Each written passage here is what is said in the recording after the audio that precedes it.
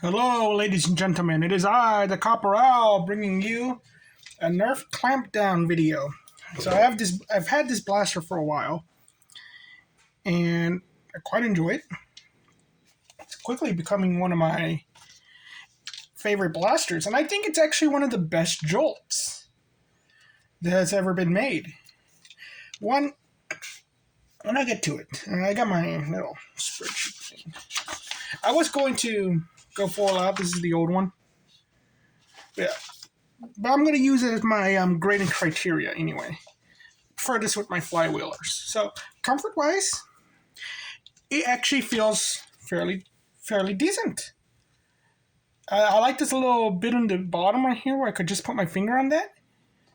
My pinky. It's fairly nice and everything. I love the guard on it. I wish this was foam, because I get the urge to punch people with this. I also like the little priming mechanism. Now that's pretty loud blaster too. And it also looks like it belongs to the blaster itself, like it's supposed to be part of the mechanism and everything.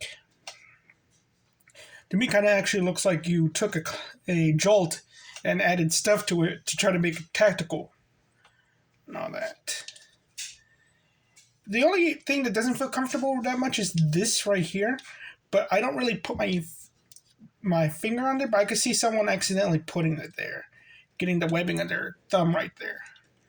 But comfort-wise, I'd say this is pretty good and all that.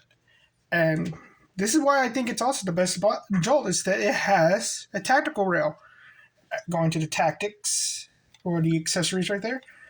So you could put this on it. Yes, I found a full ion fire completed in a Goodwill outlet and all that. So you have 5 shots on this blaster and all that. So it already beats the Jolt in that. But because see right there. And there are like other blasters that are essentially like, I'm pretty sure there's another one that's like a tactical Jolt, but it's pretty big. It's the Elite 2.0 thing. There's some Jolts that hold an extra dart and everything. And all that, but I'm thinking like single shot blasters. I'm not thinking multiple shots and everything. This even has a sling attachment point right here. It's another plus as well. Plus, it's still kind of thin and compact. It's not as thick as a Jolt. I mean, it's thicker than a Jolt, but not too thick. No, it's just like the same. Now, it is bigger in comparison. So that is something to keep in mind. But again, it kind of feels like it would be something to carry around like brass knuckles. And there is a benefit to this tactical rail in that you could put it on this attachment. So it's a front grip. And I know there's a modulus Jolt, essentially. That I do have one. Not with me at the moment. I should have brought it. It fires 2 shots. Again, I'm just thinking single shots at the moment. And all that. But yeah, and it's pretty sturdy on there too. And you might say like, oh wait, what about these guys right here? Like, this is a single shot. It has a better primer, essentially. It can hold the ammo accessory, so. And all that. So it's the same amount. The problem is it uses these old ones with the spring. So, see, it's loose. You can't really prime it. And all that. And also, the trigger is a lot higher. It's less. Your hand is more there. And that same problem happens because this is almost the same size as the modulus attachment.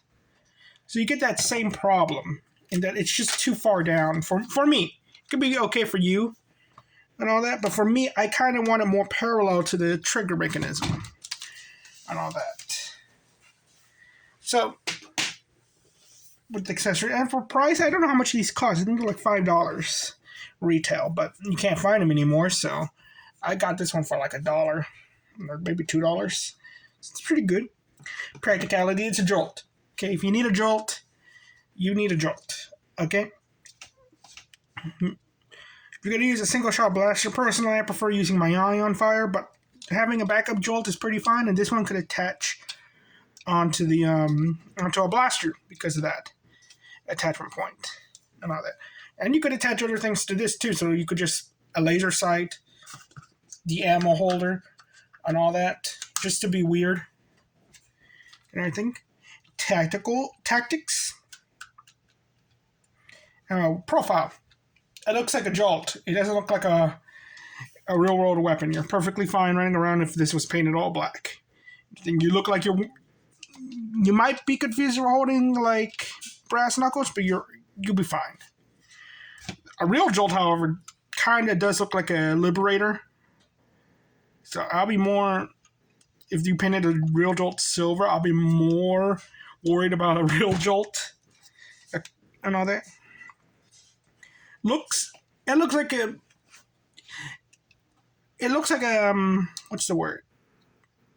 It looks more cyberpunky to me. It gives me that vibe, very like put together. Not,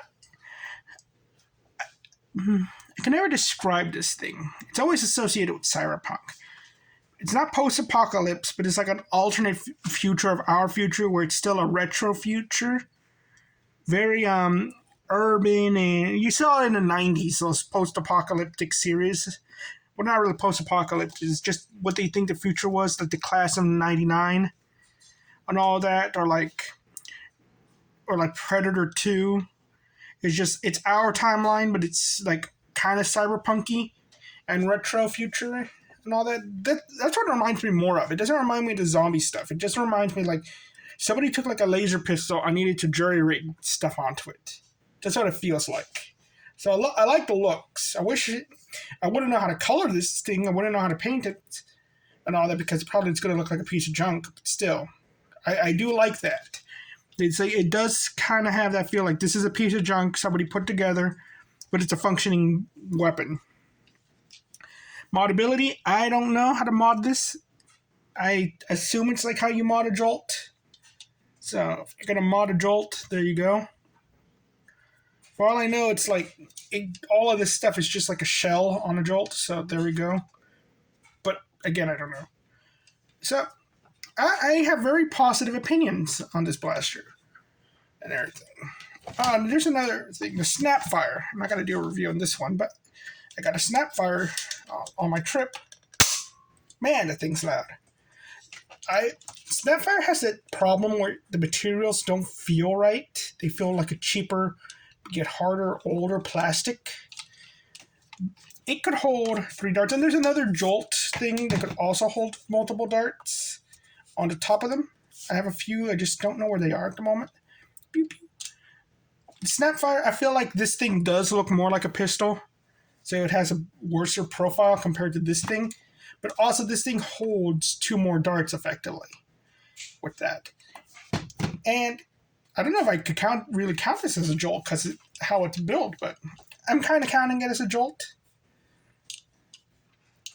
And I think it might have a better plunger. That's probably why it's so loud. I didn't bother her to test it, however. That looks pretty strong. Looks pretty good. Yeah, and this one feels softer. So, and again, this one's smaller. It's more firearm shaped and all that. And I want to say this is, if you're going to use a Jolt-like weapon, well, not weapon, a Jolt-like blaster, Snapfire is also a good option. But if you're like, but you could still use this one as well. That's also a good option. And you could still put the ammo thing on this. It's just a lot more loose. And all that.